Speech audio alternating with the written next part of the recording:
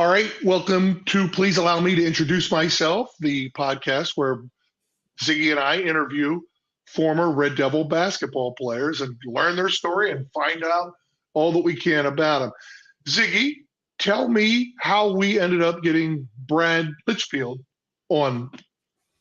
Yeah, well, as we said last time, I had this idea that we should be bringing people back into the program. We should start this podcast with interviewing some all-time greats that just haven't been around at Alumni Hoops weekends. So today we're interviewing Brad Litchfield, an all-time great, graduated in 2006. I reached out to him, over a year ago when we were doing the Century Club, and I've kind of built a relationship with him. And was one of the first people I thought of when we were thinking about who to interview. Well, so let me run you through some of Brad's stats. Good Central Pennsylvania guy. You're gonna be impressed by his stats. So if you look at the leaderboard, the record books for Red Devil basketball, Brad shows up 24 times. He is 7th in all-time scoring for men, 3rd in three-pointers made for a career, 2nd in three-pointers attempted, and 1st in free throw percentage, career, 86%. He was a 36% shooter from three. So he's a very good player on teams from 03 to 06. So, Brad, Ziggy, as you're known to most of us, why don't we meet Brad Litchfield and let's find out what his story is. Let him introduce himself. Sounds great. All right, Ziggy, we got Brad with us. Cool. We already talked about his. I'm excited about his stats. Yeah. So I've never met Brad, and he played before streaming, so I really didn't get a sense to watch him play, but I certainly knew about him. He's an all-time great. He, like our first guest, is all over the record book. I mean, just Google it. It's ridiculous. But met him last year when we were fundraising for the Century Club and told him, hey, we want you back, right? You're an important player. We want you back in the program. So I'm thrilled to have him on our podcast. Yeah. So, Brad, tell us. So you went to Dickinson. You played hoops there. Yep. I think I've got you at 03 to 06, right? And I remember seeing you play. But tell us a little bit. Where are you from? Where'd you grow up? Where'd you go to high school? And then we'll ask you some other good stuff. Yeah, great. Well, I appreciate you guys having me on. It's great to be here. I love talking Dickinson basketball. So I'm originally from Williamsport, Pennsylvania. I went to a high school called Bishop Newman High School, and a small Catholic high school. And it was one of those situations where my dad was a high school coach. My whole life's high school coach in the area for 25 years, came from an athletic family. My grandfather was a football coach. And so I played for my dad for 4 years at Bishop Newman. It's now known as St. John Newman Regional Academy, and they've had some pretty good runs recently there in the state finals a couple years ago. But, I grew up going to through the basketball circuit, 5-star basketball camp, Eastern Invitational. And I was really exposed to a lot of great people, a lot of good talent. And, coming out of high school, mainly recruited by Division III and Division II, a couple of PSAC schools. And I still had actually 2 Division I schools still looking at me my senior year, Air Force Academy and Coastal Carolina University. Wow. But ultimately, I decided to go to Dickinson over some schools like NYU, University of Chicago, Gettysburg, Lycoming. Of course, I looked at being right from Williamsport, who had a good program at the time. So, that's kind of that's where I came from high school wise. Had a good career. We made a couple of runs in the state playoffs. Fortunate enough to be a 2,000 point scorer in high school. I was going to say I don't know if Ziggy knew that, but I remember you were getting recruited because Coach Froman was talking to me, and I remember then looking forward to watching you play. Because I remembered you were a 2,000 point scorer in Pennsylvania, and I was like, I don't think we had a ton of those at Dickinson that I know of. So we've had none at Dickinson, but we'll know that after we hang the 1,000 point score banner on February 20th, Cope. But so I had a question, but you just answered it because I was going to ask, you played for your dad. Were you a 4-year starter for your dad? But if you scored 2,000 points, I think I know the answer to that, right? I was, yeah. So, but now what I want to know is you're a 2,000 point scorer. You're an excellent high school basketball player. You have some D1 offers. You decide to go to Dickinson. I want to know why. Like, we know why you didn't go to Gettysburg, right? That's obvious. But, like, why Dickinson over NYU, University of Chicago? Because part of what we care about is this program and getting good players. And so I want to hear your experience back in the fall of 2002. Why did you end up at Dickinson? Yeah, so like you guys said, Coach Froman was a very good recruiter, and he recruited me and a handful of other people at around the same time, and really sold the academics at Dickinson. My mom was one of those moms that really scoured the U.S. News rankings and knew exactly where Dickinson was. And there was actually a very prominent family in our area whose daughter was a year above me, and she went to Dickinson. So it was kind of on our radar from that as well. But, he sold the academic piece. I saw an opportunity in the basketball program to be able to come and contribute right away. Love the campus. Love the people that I came in contact with, from the coaching staff to the admissions officers to professors. And, I was sold. It was 2.5 hours from home, right distance. I was sold. So I got two comments to that. I do think Froman was a great recruiter, right? Mm-hmm. He got some good players. What did you think of the Klein? The Klein was a kind of a question mark in my head, honestly, because the structure was neat, but the court, being a rubber court, and I played on that rubber court only for 1 year. Then we got the Yukon court that my sophomore year get across the baseline my sophomore year with the whole Civic Center logo. And then That's right. I forgot about that. Yeah. Yeah. The women's team loved it, of course, because, all the great Yukon teams that play on it. But, we got the regular court then my junior year. Oh, that's a great story. Yeah. Okay. So I've always loved the Klein. I've always loved the building. I've always loved the shape. I've always loved the, kind of cavernous, but the floor, we played 4 years on that floor. The floor stunk. Yeah. Okay. That's fair. Yeah. But other than that, the Klein was great. I mean, it's still great, Yeah, I agree. Love the building. So tell us about some of the teams you played on. Who were you? How good were you guys? I remember you being competitive, but I don't remember exactly who was on those teams at that point. Yeah, so so record-wise, we didn't have a lot of success. We were kind of a bridge between those good 90s teams and then the teams that Coach Soretti started developing and winning championships.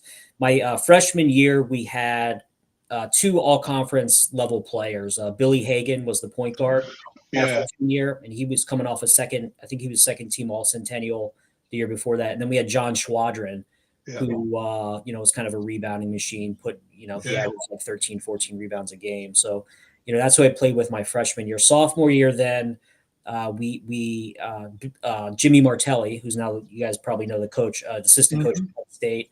We still stay in touch every now and then. He transfer from Scranton, so he was on the team sophomore year. And I'm trying to think.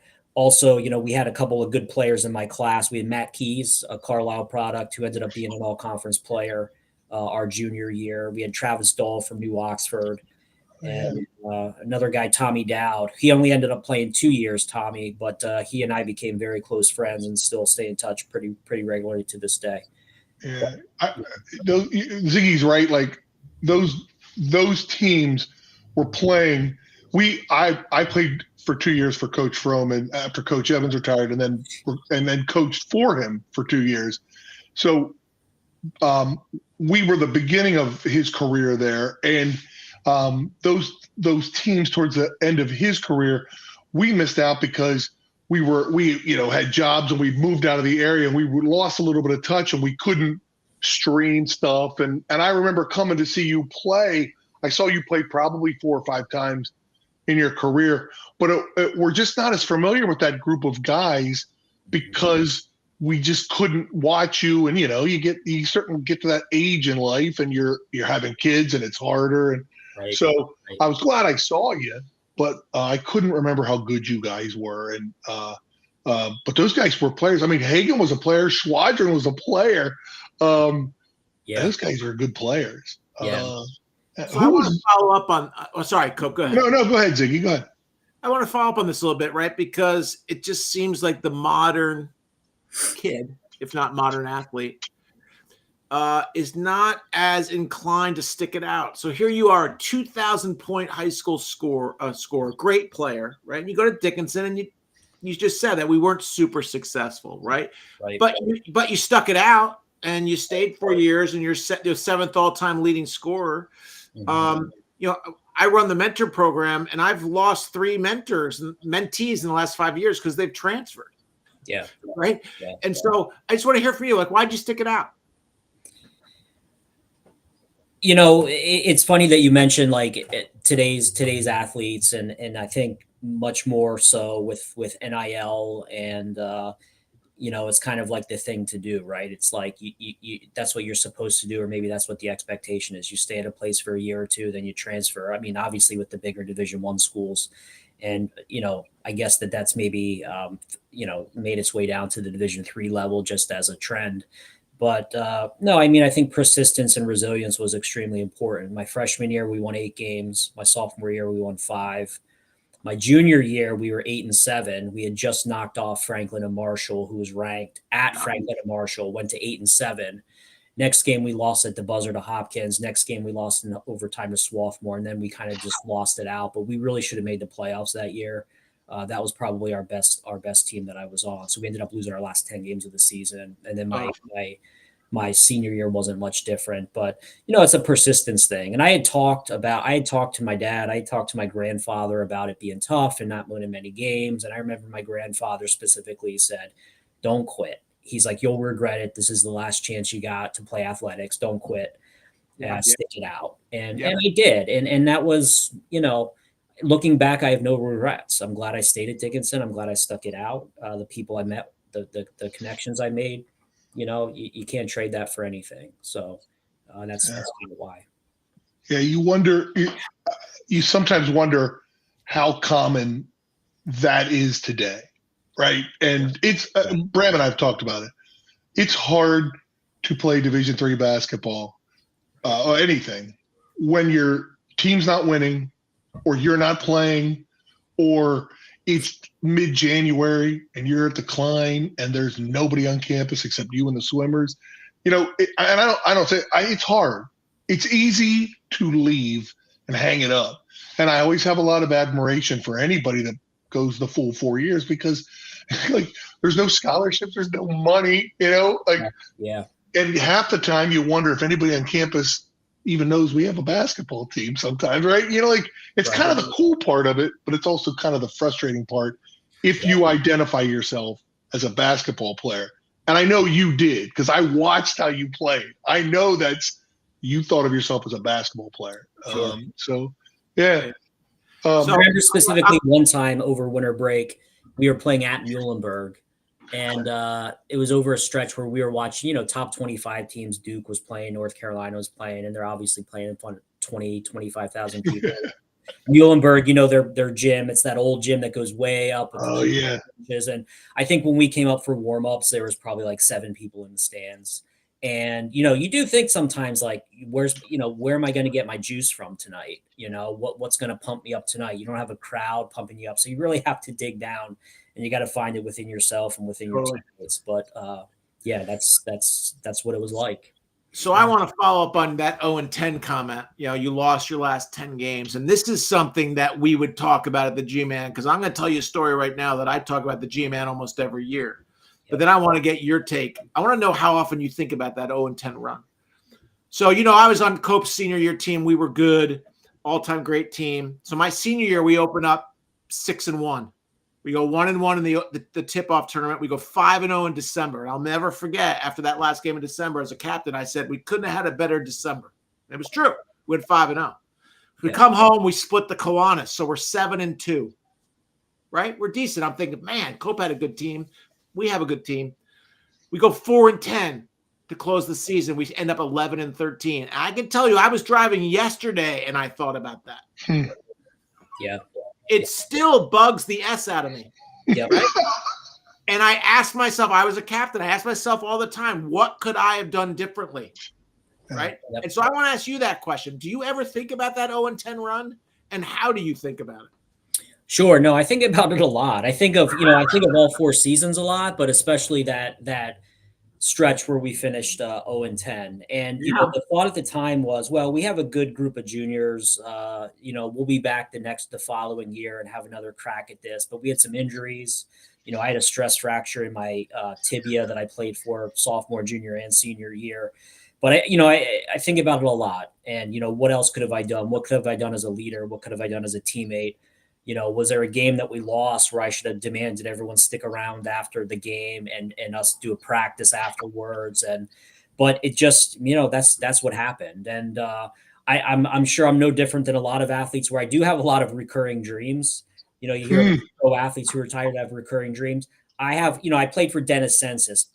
David Froman recruited me, but he stepped down right after recruiting me. Then Dennis Census was. Oh, that's right. Yeah. And since, Coach Census, it was his first head job. He was an assistant at Colgate and at Navy, and he's had a lot of success since he left Dickinson. He won a state championship at Allen. Yeah. 2 years ago. But I always have a dream where I'm back at Dickinson. He wants me to go into the game, but I'm like me now, 42, out of state. And I'm like, Coach, I don't think I can go in now. I don't think I'm going to be able to, play with these guys. And he's like, no, you're going in. So that's the recurring dream that I have from Dickinson basketball. Would you label that a stress dream? What's that? Would you label that a stress dream? Oh yeah, absolutely. Absolutely. If we were winning the championships, I don't know that I'd have those dreams. You know what I mean? But, I want to get Coach Census back. He and I were friends. He got that job, and it was tough sledding for he and I know his assistant Paul Burke really well.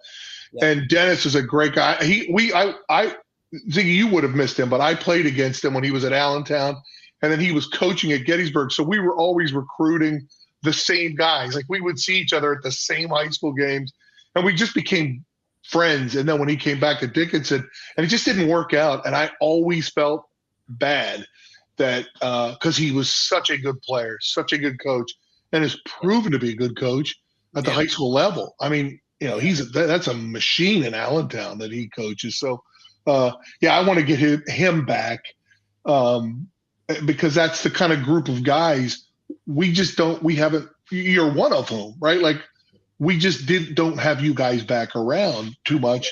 It's sort of like that lost, don't you think, Ziggy? It's like that lost 5 or 6 year group. Yeah, it's a lost era, but Brad's going to help us get some of those guys back, and I look forward to meeting them. I look forward to meeting them. Yeah. Okay, so you graduate from Dickinson. Let's just go chronologically for a little bit. You coached. So tell us where you coached first, and then you've been in and around education your whole career, right? So tell us about what you did after college. Let me ask you one question on the way to that, though, because when we talk to a lot of these players about mentorship and networking, a lot it's like, I don't know what I want to do. And we're always like, we didn't know what you wanted to do, right? Yeah. So Brad, before you tell us what you thought you wanted to do in May of 2006. Yeah, so like I said, I came from a basketball coaching family. Both my dad and my grandfather were both teachers and coaches. So I thought what I was going to do is I was going to try my hand at college coaching, but eventually probably end up in high school coaching.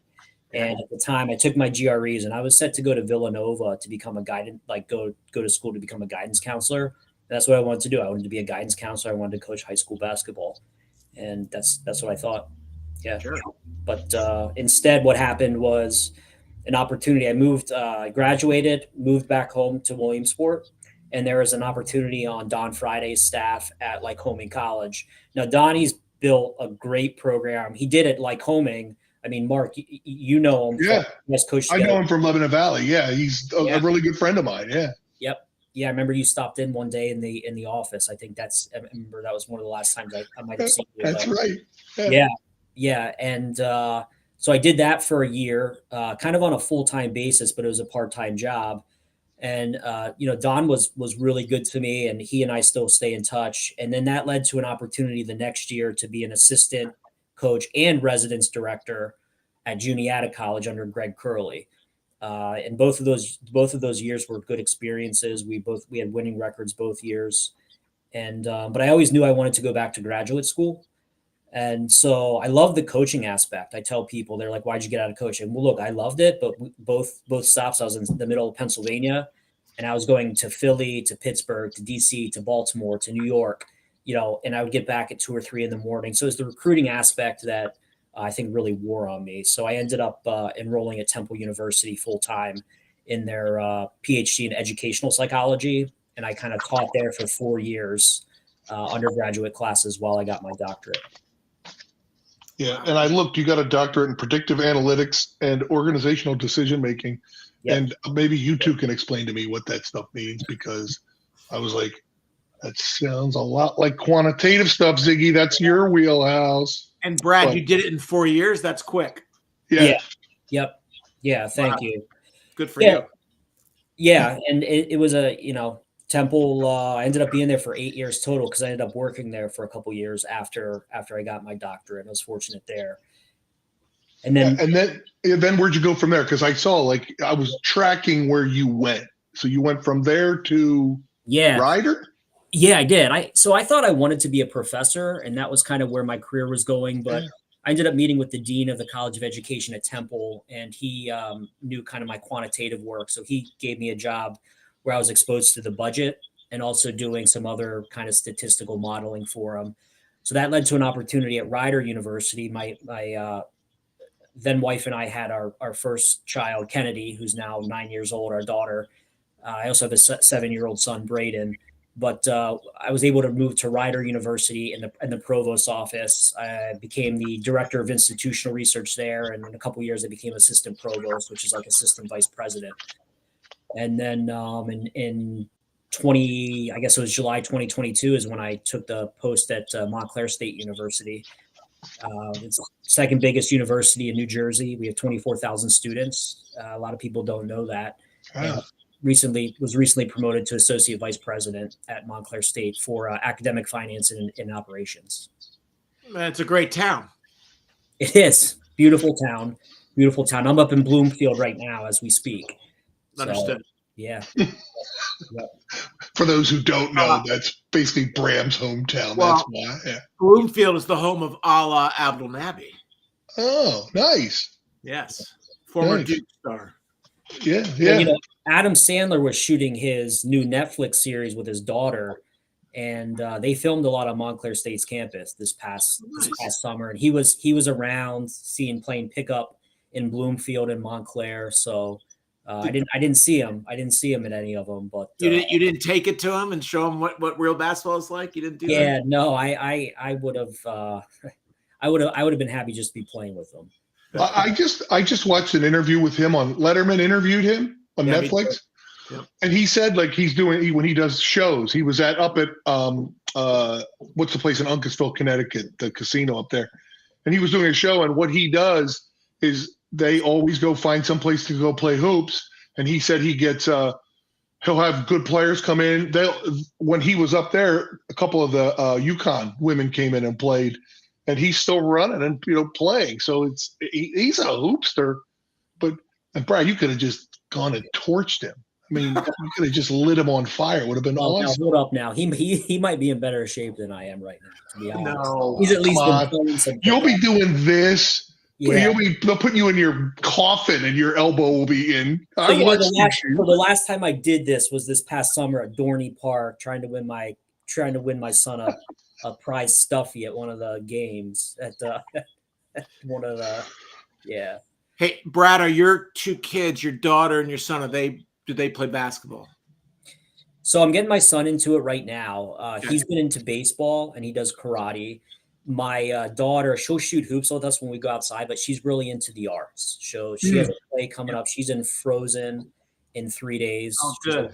Frozen. So nice. She's really into the arts, but they're it really, I'll tell you, when you said, why did you stick it out? And, you talk about persistence as a human, as a person, as a dad, as a husband, as a leader, those things that you learn as a player when things get tough, puts things in perspective. And, when parenting gets tough, you kind of lean into those days that you had as a player, knowing that, that helped prepare you for this stage in life a lot. 100%. I talk about this with my boys and my wife all the time. They're kind of amazed at how even keeled is not the right word, but I guess I'm not as stressed as some other members of my family. And I'd say, I was humbled every day in practice, especially at the college level, right? I mean, you guys maybe not as much because you were both star players, but every day I was told that I wasn't that good, right? And that'll shape you, right? For sure. Yeah, well, I think and it imprints in you a little bit when you're not in Williamsport or Palmyra or Montclair. Like you are now there kind of on your own, and you got different people telling you whether you're good or not, or whether you belong or not, right? And it's one of those things, Brad, and I would like to ask you, we end up talking to people about this because you're around education now. People come to Dickinson and they're not sure what they want to do, or they think they want to major in business, but there's no business major, or they want to do something like this, and you wonder, hey, can I do that at that school? And how do you look at that? We always think, look, what do you want? You want to have a PhD? Do you want to hear somebody who's a CEO of a company? You want to hear about like somebody who does the arts? Like you can do kind of anything you want, but that's kind of squishy. How do you look at that? You're around education. What would you tell these kids that are at liberal arts, particularly Dickinson, and maybe aren't sure what they want to do, but they can kind of do anything they want? Many of them. How would you talk to them? How would you counsel them? Yeah, I mean, I think it's on a one-to-one basis. My general advice being, aside from knowing them individually, would be, if you can think of like 4 squares or a quadrant, like the maybe columns being what you're good at and the row being what you like to do, try to find something that you like to do and that you enjoy, whether it's mentoring people, counseling people, being around finance, practicing law, looking at policy. If you like doing that stuff, and then also what you're good at, you know what I mean? Because some people, they like doing something, but they're not good at it. Other people are good at something, they don't like to do it. So if you can find that sweet spot of what you like to do, what you enjoy, and also that you're good at, go for that. But also I would say, I don't think major matters. I really don't, specifically. And I'll give you some examples. My one of my buddies majored in political science at Gettysburg College and moved up the ranks at Merrill Lynch and is in finance. I have another friend who went to Haverford who majored in English, and now he's a like managing director for pharmaceuticals for a pharmaceutical sale company. So the biggest thing is whatever you major in, learn to become a successful problem solver. You know what I mean? And whatever you're doing at work, if you're killing it, if you're going to work and you're killing it, not being a pest or not being, overly aggressive, you know what I mean? But if you're just doing your job over and over again, people are going to take note of that, Yeah. The other thing I would say to people is try to grab onto someone early, try to grab onto a vet, because not only will that help you, but, vets at companies like younger people to see them as mentors. They like to mentor other people. You know what I mean? But that would be my advice. What Dickinson basketball player would you say was your mentor when you entered that program? So we were really young. We had like a group of 3 seniors, and then my first year, and then we were almost all freshmen. Oh, wow. So, okay. Yeah. So I would say I had a little bit of a mix my freshman year, a little bit from John Schwadron, a little bit from Billy Hagan. And then, Jimmy Martelli transferred in. Actually, it was halfway between halfway into my freshman year, Jimmy transferred in. And he and I became pretty close, and we would talk basketball. So he and I were kind of on the same page in terms of how that went. But no, I think it's extremely important. We didn't have a lot of, again, when I was a freshman, we didn't have a lot of sophomores. We didn't have a lot of juniors. Interesting. I was really thrown to the wolves. Yeah. It happens. And it's so Ziggy, I think we did a nice job handling the important questions. I have, of course, hoops questions. Because Litch has games of 39, couple of 37. Yeah. including 9 of 17 from 3 against McDaniel. A little bit of a heat checker that night. So what's your game that you look back on when you're not having stress dreams that you have to go in and play for Dennis Census today? When you're not having those and you look back and smile, what was your team's biggest win while you were there? It might have been Franklin Marshall at Franklin Marshall that year. Yeah. And what was your biggest game where you kind of look back and go, hey, man, I had it going that day? Like, tell me what you got. So the game I think that I most appreciated, there's actually 2. We beat F&M at F&M both my junior and senior years. And of course, what's their gym called? Is it the Mazer Center? Mazer Center, yeah. Or that's the place I have nightmares about. Please continue. Yeah. So that was playing there my freshman and sophomore year. They were so good those years. They killed us, and they get good crowds too. So the crowd's riding you, but you also kind of like it. It's like, all right, I haven't experienced this in a while. You know what I mean? But I remember when we beat them my senior year, I remember taking the ball and just kind of rolling it over to the dip zone, who were riding us all game, and saying, I remember I said to Census after, I was like, so long, Mazer Center. He goes, well, wait, we might have to play a playoff game here. I was like, oh, good point. So those 2 games definitely stick out. My actually final 2 games of my career, we played Muhlenberg at home and we played Gettysburg on the road. And we were down. Muhlenberg had us down. This is my second to last game. They had us down by like 6, 8 in the second half, and we actually came back and won. We were down by 2. I shot a 3 at the buzzer and made it, and we ended up winning that. And then the next game at Gettysburg, same situation. We ended up coming back. We were down by 3. I hit a leaning 3-pointer in the corner. I was fouled. They didn't call, but it went in. And they didn't call it. So I was able to end my career with 2 buzzer beaters, but we ended up losing that game. But we should have won that game because that was definitely an and one. But yeah. And by the way, as we discussed before this started, before Brad came in, he shot 86% from the foul line his career. He wasn't missing that one. He was gonna long losers like you did at Mazer.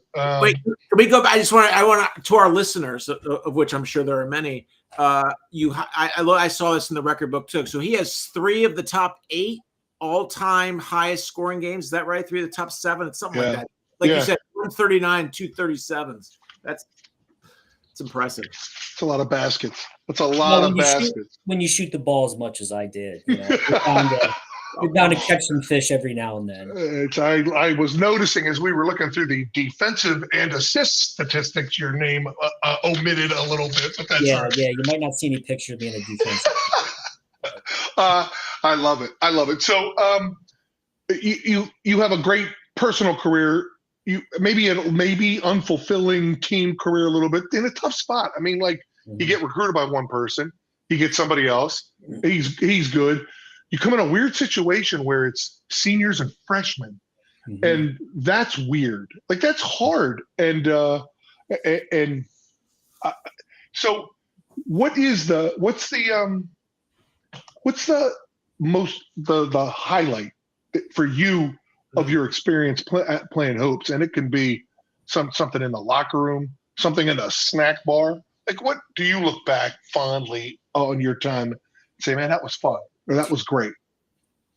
Yeah, absolutely. Over the course of the 4 years, it was the brotherhood that you experienced being part of it. And, at the time, Coach Census was trying to build a culture. And I can see now that Coach Soretti and with you guys, what you're doing here now is reflective of the current culture that's in place. But, you kind of take those times for granted with your teammates in the locker room, going to the cafeteria, going to the maybe you're going to the movies over winter break. Having that time with each other is really a special time. And it's kind of a time that you're not going to experience at any other part in your life, unless, of course, you're a part of a team, a very close-knit team at like a work or you're a coach yourself. But, it's absolutely that. Between my junior and senior year, Coach Census took us to Europe. We went to England, Ireland, Wales. That was a good experience. But, absolutely the relationships you form while you're there, because again, we didn't win a lot of games, but we were all there for each other. And that's one of the, I think, reasons why I also stuck it out, is I knew I was part of something. And look, we weren't winning like I would have liked to, right? I would have loved to win 10 more games a year, but we were there for each other. And again, that really will follow you the rest of your life. Yep. Go ahead, Brad. Yeah, so I like to ask people, and I have a story about this, which I won't share here, but I always share at the Alumni Hoops Weekend. What did you learn in your 4 years playing basketball at Dickinson? It could be on the floor, it could be in the locker, whatever. But as part of playing Dickinson basketball, that you have found the most useful in your professional career? That's a good question. Obviously, the first one of the ones that jumps out right away is resilience. You know what I mean? Yep. Resilience in the face of adversity. I mean, you get knocked down so many times. How many more times can you get up? But you keep getting up and you keep fighting, because that's why you play and that's why you're there. The other one, there's something else that just jumped to my mind that slipped it. Shoot. Oh, I know what it was. Keep your ego in check. Keep your ego in check. I came from a smaller school. In high school, we were, beating out of smaller teams, advancing in the state playoffs, and then you're facing these Division I type players from Franklin and Marshall, and you realize that maybe you're not as good as you thought you were, and that you have a lot more work to do, and but don't get discouraged about that, because there's always room for improvement. But I would say those are the two biggest things: resilience and keeping your ego in check. I mean, I love the resilience point, and the Dickinson basketball is struggling right now. They're 1-8, and I texted my mentee after Saturday's game, and I said, "Look, you've played some tough teams, right? 4 of your losses are top 20 teams. You've only played 2 games at home. You've been on the road, and you've been at neutral sites." I said, "You're a junior now. Keep the faith, keep the resilience. It's all about the conference season, and you can make the playoffs, and you can still make something about this, right?" And so and he doesn't realize it now, right? But he's going to look back when he's 42, and he's going to be like, "I learned something from that season." Yeah, yeah.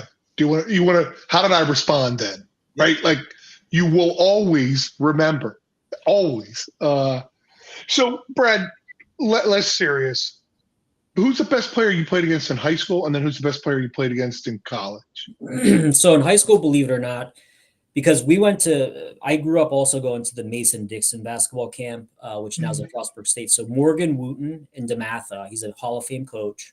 Yeah. My dad had a friendship with him. So my sophomore year, we went down and played DeMatha, who was nationally ranked. And then my junior year, they actually came to us and played us. And they came on this huge charter bus, TV, big screens. So everyone that was coming to the game wanted to check out their bus, all the fans. But they had a player my sophomore year named Billy Edelin, who Billy was an All-American and ended up – he was Syracuse. He played Syracuse? Yeah. 3 team with Jerry McNamara. They played together. They were the backcourt. So Billy, he didn't end up playing the whole game, because my sophomore year, they beat us by like 30. And he wasn't there junior year, but my junior year, they had 2 big guys. One name was Jordan Collins, a 6'10" guy who played at NC State, and then Travis Garrison, who was a 6'8" guy who played at Maryland. So those 2 were like unstoppable underneath. How many 6'8" guys did you have at in your high school at Newman? We didn't. We had 2. We had one 6'7" guy and one 6'6" guy. All right. But yeah, we were no match for them. But yeah, Billy Edelin he was good. And unfortunately, I don't know what exactly happened when he was at Syracuse. I don't think he played all 4 years at Syracuse, but when he was there, I mean, he was tough, man. Yeah, I remember him. How about college? Who's the best player you went against? So Dennis Stanton was really good at Ursinus, but I always say the toughest player that I played against was my freshman and he was a junior and senior when I was a freshman and sophomore. His name was Duran Searles from F&M. He was 6'2", 6'3". I mean, he was strong. He was, in my mind, he was a Division I talent, and he didn't put up a lot of stats, but he was still like first team all conference. But he would silently get you like 14 points, 8 assists, 5 or 6 rebounds. and he was just solid all around. So he was good, man. Brad, correct me if I'm wrong. Didn't Dennis Stanton go to Dickinson for a year? He did, and he transferred to Ursinus, right? Yeah, after his freshman year. So Yeah. I missed him by I think 2 years. He was 2 years older than me. Yeah. But yeah, that dreaded D3 transfer again. Ziggy, that dude scored 1 million points in college, right? I mean, Brad, he averaged like some crazy number. Ursinus went to the Final Four when he was there, I believe. I don't know that they went that far. I don't think they. Look it up. He ended up scoring like against like that F&M team. He ended up scoring like 50 some points. Yeah. We played Bucknell my sophomore year, and like 2 weeks after we played Bucknell, Ursinus played Bucknell, and he had like 37, 38 points, something like that on Bucknell. Yeah, he was good. Yeah. So can we go back to 2,000 points? So did you score like your 2,000th point in your last game, or were you like at 2,100? I ended up with 2,087. Oh, okay. Yeah. I scored my 2,000th point in our first round of district playoffs my senior year. Got it. Yeah. Because, we I don't know if this is right for Cope, but I played against one D3 2,000 point scorer my sophomore year. Enfield. Andy Enfield. Johns Hopkins scored his 2,000s against. Oh, Andy Enfield was a 2,000 point scorer. Okay. He scored 2,000 point against us in the first round of the NCAA tournament. Okay. He's at SMU now, right? Didn't he leave? Yeah. He's at SMU. SMU? Yeah. Wow. Yeah. So I think I was just trying to think who would have been the best player you would have played against in that era. And I wasn't sure who. I'm always curious to hear who you say, because we always sort of know who some of these people are. And I remember Searles. He was a very good player. So, Ziggy, what else you got? What else you got for Brad? No, this has been great. Great to get to know you. And I know that you got small kids. So, but we'd love to have you back at an AHW Alumni Hoops Weekend because you are an important part of our program, Brad. So thanks for doing this. Yeah, no, thanks guys for having me. I mean, this is great. It's nice going down memory lane, connecting with Dickinson basketball guys, and appreciate Bram and I, we text a lot. So, appreciative of just staying connected to the program. You know what I mean? And it's great. It's really great seeing them have a lot of success in recent years, making runs into the tournament and being in the Centennial Conference Championship and winning the championship, and get to live some of my dreams through the Same here. Yeah. Well, listen, buddy, it's great talking to you. Thank you so much for joining us. Thanks, Brad. And all right, Ziggy. So we now know Brad Litchfield of 06 Dickinson Red Devil fame. That was great. So what's your takeaway from him? Oh, it's great to meet him. Obviously, I've seen his name in the record book for a long time. I had heard about him when he was playing, but of course we couldn't stream back then, right? So I'd never laid eyes on him. So that was just great to get that historical player back into the fold. And I'll tell you what, Cope, I thought the most important moment was when we started talking about resilience. Right. That's the thing that playing college basketball will give you. It brought back memories, and it just kind of resonated with me. Yeah, me too. And it was very honest, and I really liked that. I thought it was great advice too about, finding a vet, getting a mentor.